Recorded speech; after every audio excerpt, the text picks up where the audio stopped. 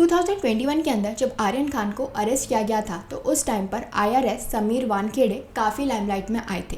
और surprising part ये था कि ये उनका पहला सेलिब्रिटी केस नहीं था।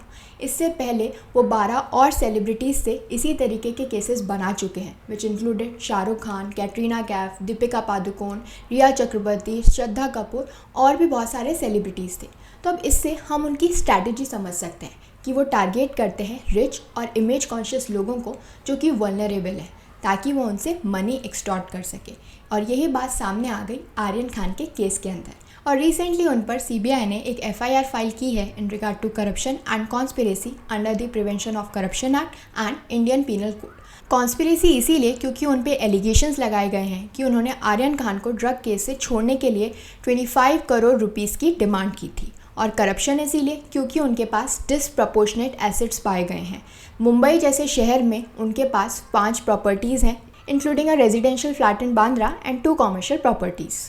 आज की हमारी वीडियो में हम समझेंगे कि CBI ने समीर वानखेड़े के अगेंस्ट FIR क्यों फाइल की है और उनका बॉलीवुड से क्या कनेक्शन है।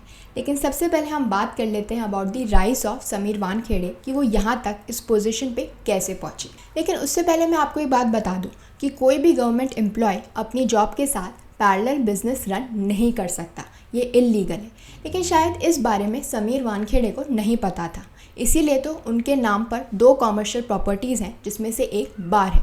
और ये गलत है क्योंकि उससे उन्हें प्रॉफिट हो रहा है और साइमल्टेनियसली 2 जगह से आप प्रॉफिट्स नहीं ले सकते अगर आप एक गवर्नमेंट सर्वेंट हो। और ये हमें प्रोवाइडेड है under the all India services conduct rules 1968। तो वो जो काम कर रहे थे वो अगेंस्ट द लॉ था। वानखेड़े जो कि एक नेशनल न्यूज़ बन गए थे जब उन्होंने अरेस्ट किया था शाहरुख खान के बेटे आर्यन खान को in an alleged drugs procurement and consumption case in 2021।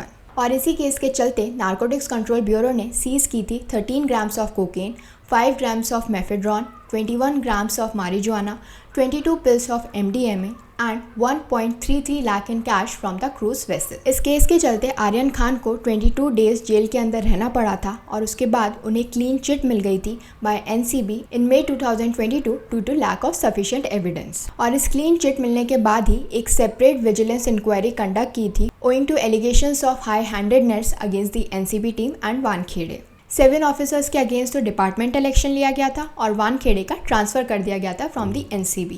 और जब CBI ने इस केस की इंक्वायरी की तो क्रूज शिप के ऊपर जो विटनेस थे प्रभाकर सेल, उनका कहना था कि NCB ने 25 करोड़ रुपीज़ डिमांड किए थे ताकि वो आर्यन खान को छोड़ दें। इस केस के अंदर एक और इम्पॉर्टेंट पर्सन है जिन्होंने बहुत ही क्रूशियल रोल प्ले किया है और वो है शाहरुख खान की मैनेजर पूजा ददलानी।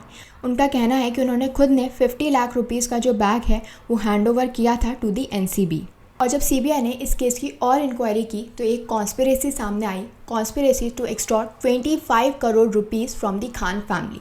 और ये जो पूरी डील थी वो 18 करोड़ पे सेटल हुई, जिसमें से 50 लाख रुपीज़ जो है दिए जा चुके थे एज अ टोकन मनी।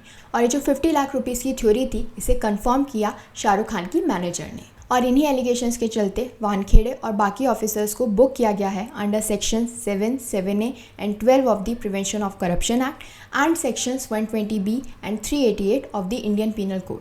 अगर हम 120B की बात करें तो वो डील करता है क्रिमिनल कॉन्स्पिरेसी और सेक्शन 388 डील करता है एक्सटॉर्शन से। अगर हम करंट स्टेटस की बात करें तो CBI ने समीर वानखेड़े को समन किया है फॉर रिकॉर्डिंग हिज स्टेटमेंट।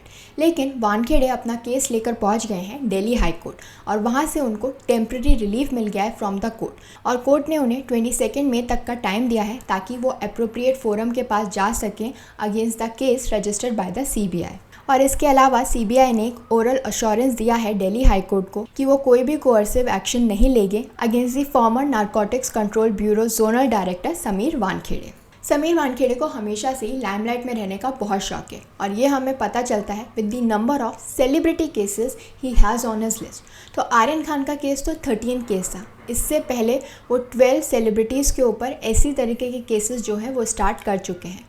आपको सुशांत सिंह राजपूत का जो सुसाइड केस था वो तो याद ही होगा, जिसकी व्हाट्सएप चैट के चलते एक नया चीज़ सामने आई थी। वो ये थी कि ये पूरा बॉलीवुड जो है वो ड्रग्स कर रहा था और उसी के चलते उन्होंने काफ़ी सारे एक्ट्रेसेस को अपने ऑफिस पे बुलाया था, स्टार्टिंग विद रिया चक्रवर्ती। रिया चक्रवर्ती को 8 सितंबर 2020 को अरेस्ट किया गया था based on her alleged WhatsApp chats and charges of consuming drugs. और इसके बाद दीपिका पादुकोण, श्रद्धा कपूर और सारा अली खान को भी समन किया गया था फॉर क्वेश्चनिंग इन सितंबर 2020 और इनका मामला भी व्हाट्सएप चैट से रिलेटेड ही था। तो ये तो हो गए ड्रग रिलेटेड केसेस जो उन्होंने बनाए थे जब वो एनसीबी के अंदर थे।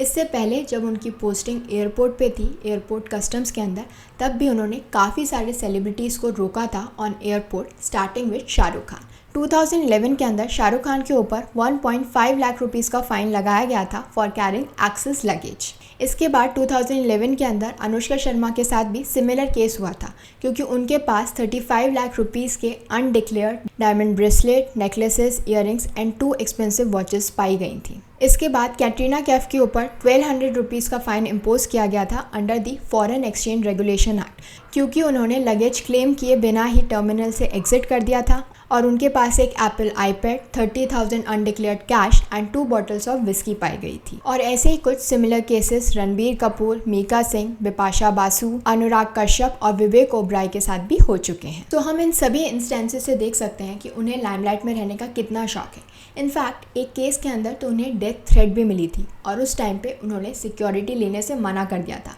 इस वजह से उनकी काफ़ी प्रेज हुई थी। ये कहा जा रहा था कि वो कितने निडर हैं और कितने जाबाज ऑफिसर हैं। सो अब हम समझ लेते हैं कि ये जो एनसीबी है जिसके अंदर वानखेड़े पोस्टेड थे वो क्या है, क्या काम करती है और कैसे उसने सब सेलिब्रिटीज़ को हिला दिया था। नारकोटिक्स कंट्रोल ब्यूरो एक Indian central law enforcement intelligence agency है जो कि आती है under the ministry of home affairs. इस एजेंसी का काम है कि वो ड्रग ट्रैफिकिंग और उसके इलीगल यूज़ को रोक सके under the narcotic drugs and psychotropic substances act. और हाल ही में एनसीबी ने समुद्र गुप्ता का ऑपरेशन भी लॉन्च किया था जिसके अंदर एनसीबी और इंडियन नेवी ने साथ में काम किया to undertake an operation off the coast of Kerala जिसके चलते 2500 kg ऑफ मेटामेफ्टाइन जो है सीज की गई विच वॉज ऑफ 15,000 करोड़। और इसी के साथ ये जो ऑपरेशन समुद्र गुप्ता था ये बन गया the most expensive drug seizure ever. और ये माना जा रहा है कि जो ड्रग्स हैं वो ओरिजिनेट हुई हैं फ्रॉम पाकिस्तान। अब आप लोग सोच रहे होंगे कि मैंने इस ऑपरेशन के बारे में इस वीडियो में क्यों बताया।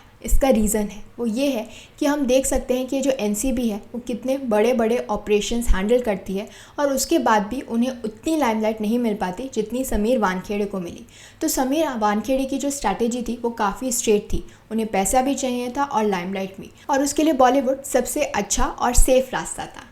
So this was all about the Sameer Wankhede case. I hope this information was helpful to all of you. Please do like, share and subscribe to my channel. Thank you.